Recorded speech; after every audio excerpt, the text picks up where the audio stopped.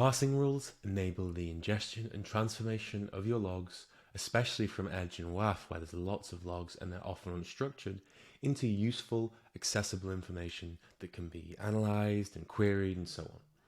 Now, I won't go through every possible iteration of parsing rules. We already have that tutorial in the Getting to Know Coralogix course.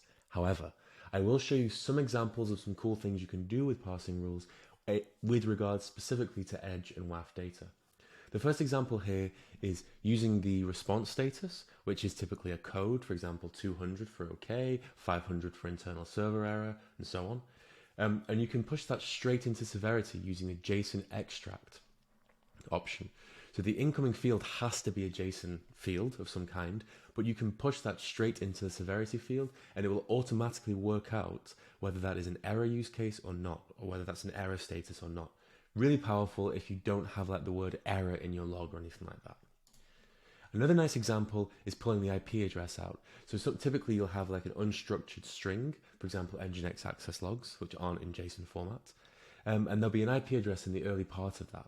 What you can do is you can do a rule like this, where you detect the IP address, the named group IP address, and you look for a pattern matching a known IP address. This is a really nice way of solving the problem of pulling the IP address out into a queryable state, and it's very, very simple. It's so short. And finally, a really simple example here of just AWS WAF logs come in with essentially stringified JSON.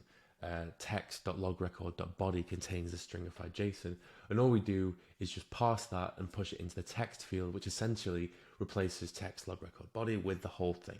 So what we get access to there is the full parsed data.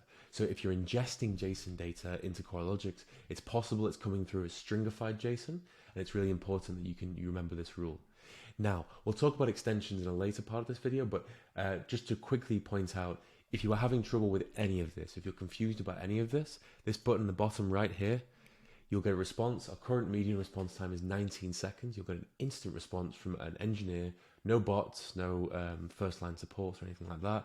And they'll be able to help you solve the problem that's in front of you.